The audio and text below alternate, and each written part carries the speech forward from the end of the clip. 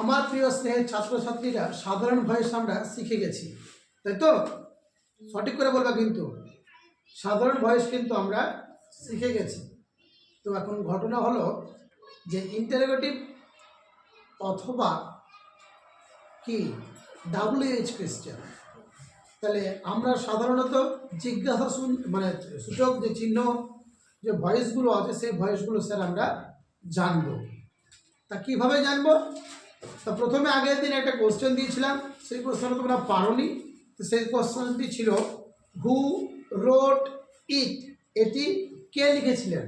অর্থাৎ সেই প্রশ্নটি আমি তোমাদের সম্মুখে আজকে উপস্থিত করছি। দেখো, 1 নাম্বার দিয়ে কোশ্চেনটা ছিল হু রোট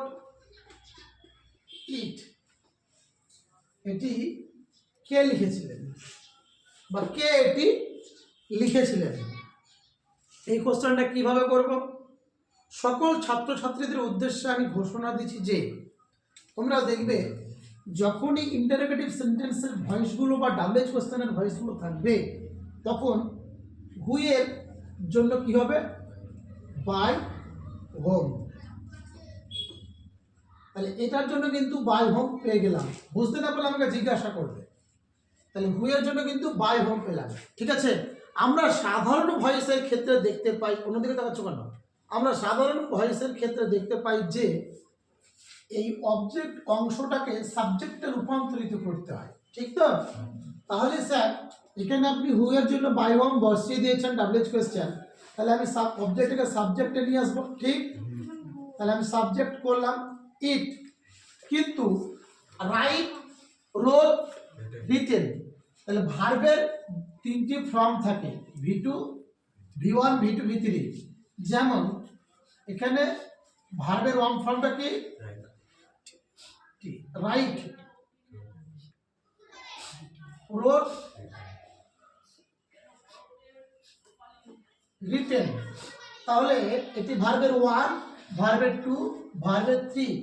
এই সেন্টেন্স অনুযায়ী আমি বলেছিলাম যে তোমাদের কোনো কোশ্চেন, অর্থাৎ এটি কিন্তু V2 এ, অর্থাৎ V2 এ যদি ইউ, উই, দে থাকে তাহলে কি বসবে? ওয়ার বসবে বলেছিলাম। বাকি ক্ষেত্রে নাউন যদি থাকে বা প্রোনাউন থাকে তাহলে ওয়াজ বসবে। তাহলে বাকি ক্ষেত্রে যদি তাহলে ওয়াজ বসবে, তাহলে ওয়াজটা তো সাবজেক্টের পরে বসবে, তাই কি না? ওয়াজটা এখানে বসবে, কিন্তু লক্ষ্য রাখতে হবে যে যদি এখানে জিজ্ঞাসা চিহ্ন থাকে বা WH কোশ্চেন থাকে তাহলে এই ওয়াজটা এইখানে না বসে সাবজেক্টের আগে বসবে। বোঝা গেল? তাহলে এই ওয়াজটি কিন্তু আর বসবে না, এই ওয়াজটি আর কিন্তু বসবে না, কারণ আমি এখান থেকে এখানে নিয়ে চলে গেছি। এবার বাই বসিয়ে সাবজেক্টকে অবজেক্ট করি, তাই তো সাধারণ ভয়েসে, কিন্তু এক্ষেত্রে আমি বাইটি পূর্বেই বসিয়ে রেখেছি বা বাই হোম, তাহলে করে থাকছে কি? এই রোড, তাহলে রোটের থার্ড ফর্মটা আমাকে কিন্তু এখন বসাতে হবে। তাহলে কি দাঁড়াচ্ছে? রিটেন। WH কোশ্চেন অনুযায়ী বা জিজ্ঞাসা চিহ্ন ভয়েস অনুযায়ী আবার কিন্তু তোমাকে জিজ্ঞাসা দিতে হবে। আশা করি কোশ্চেনটা তোমরা বুঝতে পেরেছো। কে বুঝতে পারোনি?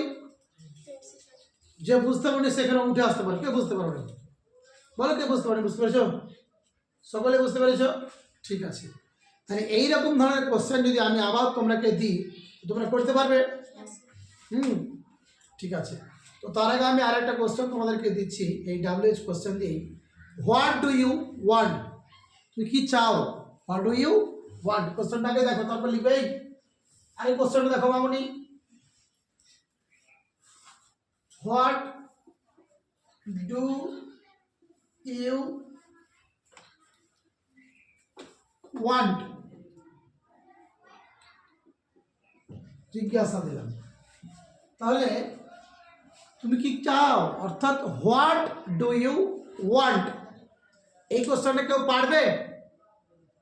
WH কোশ্চেনগুলো একটু সাধারণ ভয়েস থেকে একটু কঠিন হয়ে থাকে, তাই নয় কি?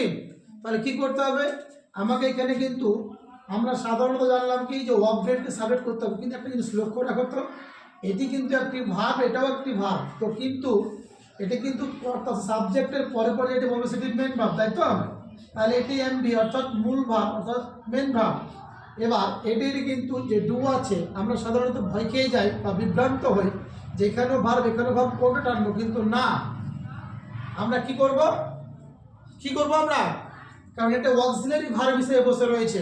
বলতে পারলাম? এবার কি বানাচ্ছি আমি, এই হোয়াটটিকে নিয়ে নেব।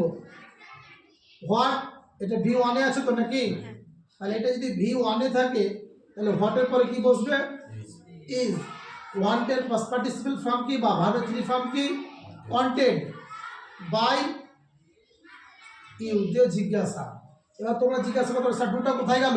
ডুটা তো অক্সিলারি ভার্ব। যেমন মানে প্রশ্ন করি আর ইউ ওকে, তুমি কি ঠিক আছো? সেই রকম এই আর এর মতো এটা কিন্তু আমি আর এর মতো কিন্তু এখানে কাজ করছে।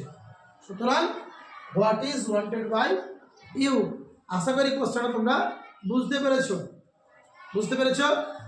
ঠিক আছে, এটা এবার লিখে নাও।